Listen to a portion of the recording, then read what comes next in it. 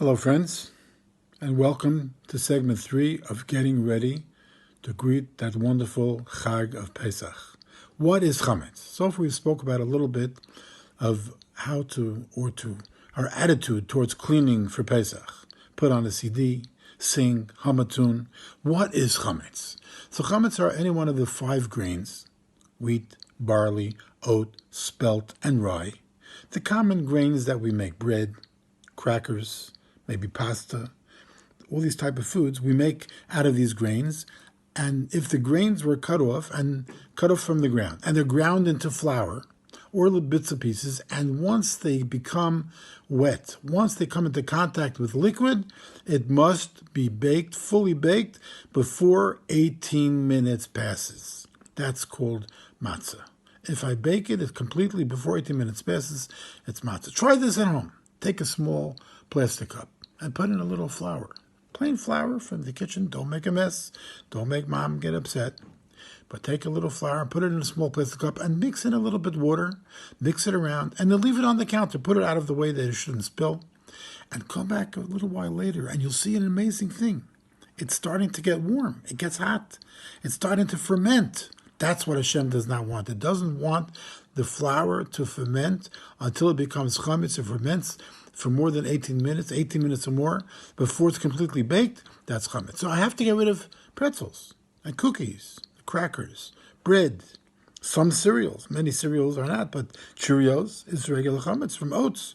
Rice Krispies is made out of rice. Rice is a different question. We won't go into it right now.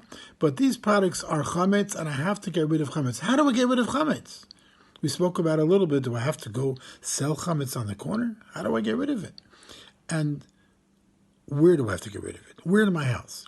So any place that I do not bring any chametz there, you don't have to check. If there's a room, it's a guest room, or if mom is very strict and she says no food upstairs or no food in the basement. So if you never bring food, and you don't have small little children, you have small little children, they don't know what it means no food in the basement. They don't understand no food in the attic or in the upstairs. They don't know. So if you have little children, or maybe if you have a pet, and the pet will bring food, it has some good chametz type of food, and it brings it all over the place, so maybe you'll have to check there.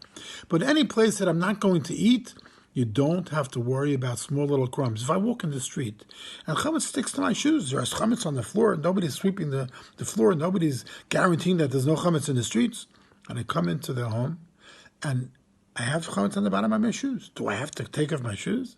Do I have to scrape my shoes? Do I have to check my shoes for chametz every time I come in the house? Certainly not. If I have a maid, and my maid comes in to do her work on a very nice day, it's sunny, and it's on Pesach, or it's the day before Pesach, and she comes in with her lunch. She has her lunch in her lunch bag. Do I have a nervous breakdown? Do I go screaming, chametz? Do I lock her outside? Do I say, no, take the big, grab it away from her, throw it away? No, certainly not. You tell her very calmly, listen, I'm sorry, but we already cleaned our kitchen. We can't have these foods in our kitchen for this holiday. I'll give you a place that you could eat. You could sit, maybe on a night table. I'll give you a place certainly on the porch. I'll give you a chair. You could sit. You could eat calmly, but don't have a nervous breakdown. It's not your chametz, and as long as it's not on the kitchen table, as long as it's not in a place to eat. So there are 2 different places that we have to clean: the floor, or the bedroom, or the drawers, or my children's clothing, or the kitchen.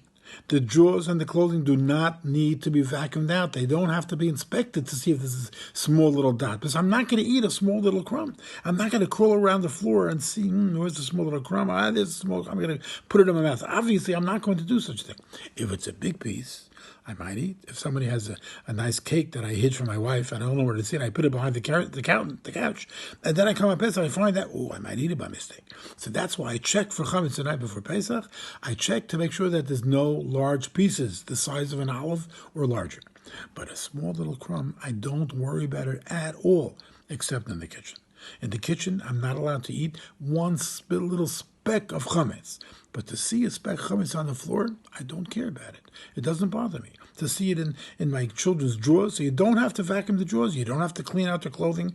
If a child puts snacks in their book bag, so look in this book bag. You don't have to vacuum it out, don't turn it inside out. Just look to make sure there's no large pieces. We're going to talk about in the next section of how do I get my kitchen clean for Pesach. Thank you so much for listening, and looking forward to seeing you again.